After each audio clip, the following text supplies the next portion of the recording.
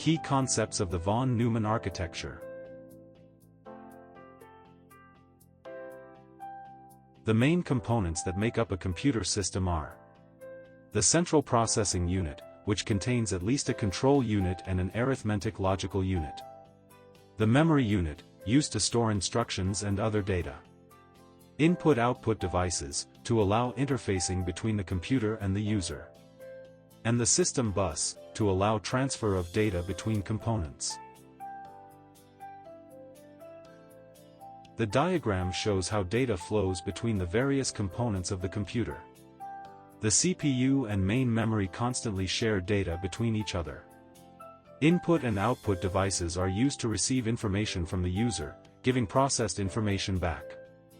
Backing storage is used to store data and programs for reuse. The central processing unit, CPU, of a computer is a piece of hardware that carries out the instructions of a computer program. It also performs the basic arithmetical, logical, and input-output operations of a computer system. The faster the clock speed of a CPU, the more instructions it can execute per second. For example, a Core i7 3.2 GHz is faster than a Core i7 2.66 GHz processor. The internal architecture of a CPU has as much to do with a CPU's performance as the clock speed, so two CPUs with the same clock speed will not necessarily perform equally. The control unit, CU, is responsible for executing program instructions.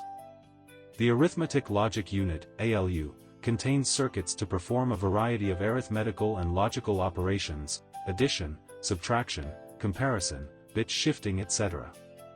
Circuits within the ALU are activated by the CU to carry out operations on specified items of data held in the CPU's registers. The CPU also contains a number of registers, its register file. A register is a fixed-sized storage location within the CPU. Special-purpose registers have a specific use, typically related to the internal operation of the CPU. The program counter, or next instruction register, holds the address of the instruction to be executed next. The instruction register holds a copy of the instruction currently being executed. The status register, also known as the flags or control register, holds a set of bits each of which indicates a particular condition. Each bit is called a flag, and is 1, set, if the condition is true, 0, reset, if it is false. Software can test these flags, and depending on their state, take different actions. General-purpose registers may contain any data the currently executing program puts there. Their use is not dictated by the CPU but by the user. The number of GP registers in a CPU varies, but does not typically exceed a few dozen. A CPU core is the basic processing unit that executes program instructions independently within a CPU. Single-core CPUs process one instruction stream at a time, while multi-core CPUs can handle multiple streams simultaneously.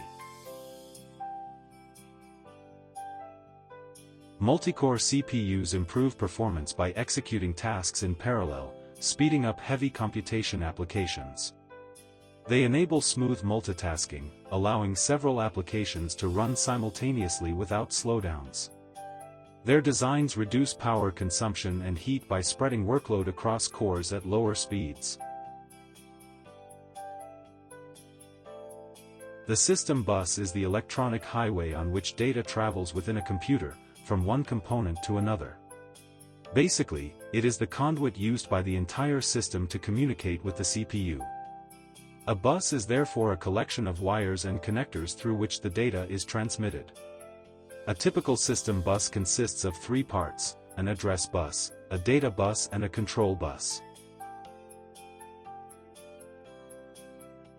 The address bus is used to identify and transfer the addresses, or particular locations, of memory or I/O devices. The data bus is used to transfer data within the microprocessor and memory and between memory and I/O devices. The control bus is used to determine what to do with the selected memory location. Typical control signals are read and write.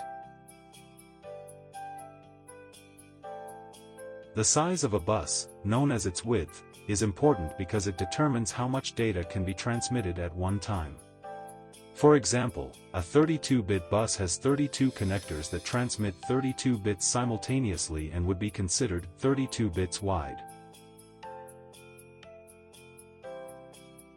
The address bus is used by the CPU to indicate to memory what location is going to be used. It is unidirectional as only the CPU can place addresses on the address bus.